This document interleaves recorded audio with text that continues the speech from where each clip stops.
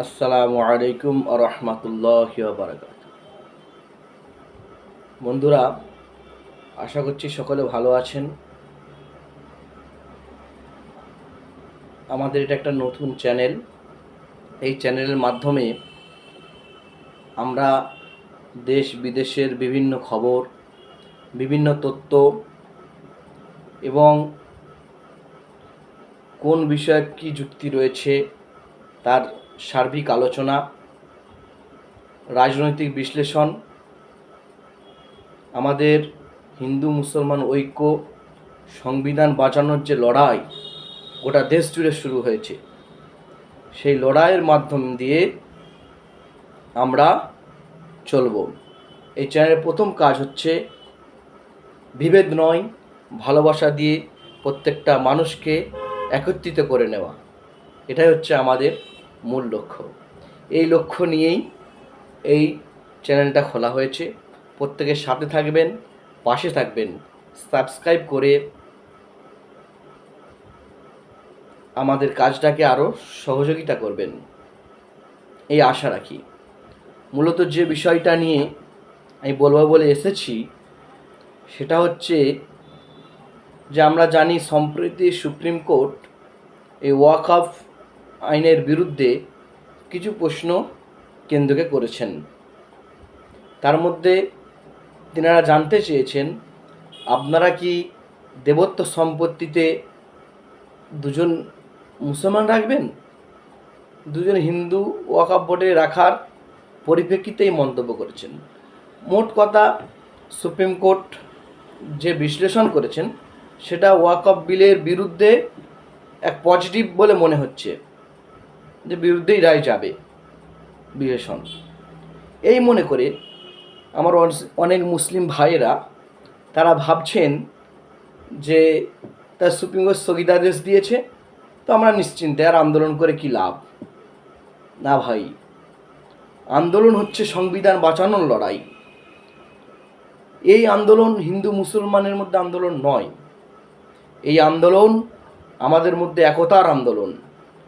এই ওয়াকফ বিল ছিনিয়ে নেওয়ার, ওয়াকফ সম্পত্তি ছিনিয়ে নেওয়ার মাধ্যমে আমাদের বিভেদকে আরও বাড়াতে চাচ্ছে, আমাদের দ্বন্দ্বকে আরও বাড়াতে চাচ্ছে। এইভাবে শুধু ওয়াকফ বিল নয়, জানেন হিন্দুদের মধ্যে অনেক ভাগ আছে, উঁচু নিচু, তো নিচু জাতের সম্পত্তিও কেড়ে নেওয়া হবে, এইভাবে শিখেদের খ্রিস্টানদেরও কেড়ে নেওয়া হবে। তাই আমাদের সংবিধান যে সম্পত্তির অধিকার, মৌলিক অধিকার দিয়েছেন, যে সম্পত্তি সেটার মতো খরচ করবে, সেটার মতো পরিচালনা করবে, সেই অধিকারকে খর্ব করা হচ্ছে। তাই এটা সংবিধান বাঁচানোর লড়াই। এই লড়াইয়ে আমরা হিন্দু মুসলমান কাঁধে কাঁধ মিলিয়ে একসঙ্গে লড়ব এবং এই লড়াই জারি থাকবে। এই লড়াই জারি থাকার কারণে ইনশাআল্লাহ একদিন আমরা আশা করব যে সুপ্রিম কোর্ট সংবিধান বিরোধী বিল অবৈধ বলে ঘোষণা করবেন, এই আশা রাখি। আর তার সাথে সাথে আমার হিন্দু মুসলমান সকল ভাইকে এই বিলের বিরুদ্ধে রাস্তায় নামার জন্য অনুরোধ করব। ভাইরা, এটা কোনো হিন্দু মুসলমানের লড়াই নয়।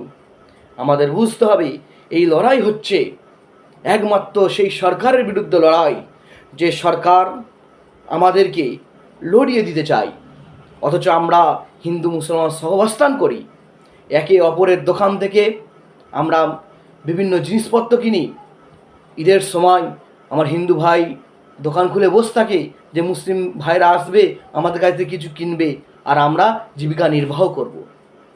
ঠিক এইভাবে পুজোর সময় আমার মুসলমান ভাইরা বসে থাকে, হিন্দু ভাইরা আমার দোকান থেকে কিছু কিনে নিয়ে যাবে তাদের উৎসবের জন্য।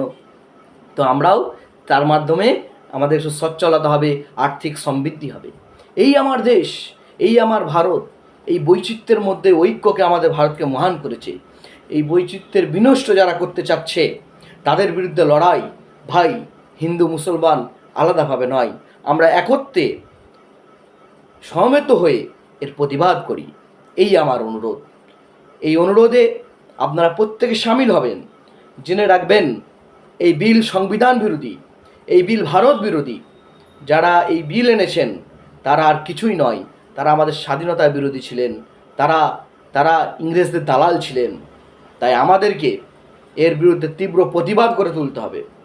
তীব্র প্রতিবাদ করে আমাদের ভারতের সংবিধান, তার সঙ্গে সঙ্গে হিন্দু মুসলমান ঐক্য আমাদের ধরে রাখার জন্য একান্ত প্রচেষ্টা আমাদের চালিয়ে যেতে হবে।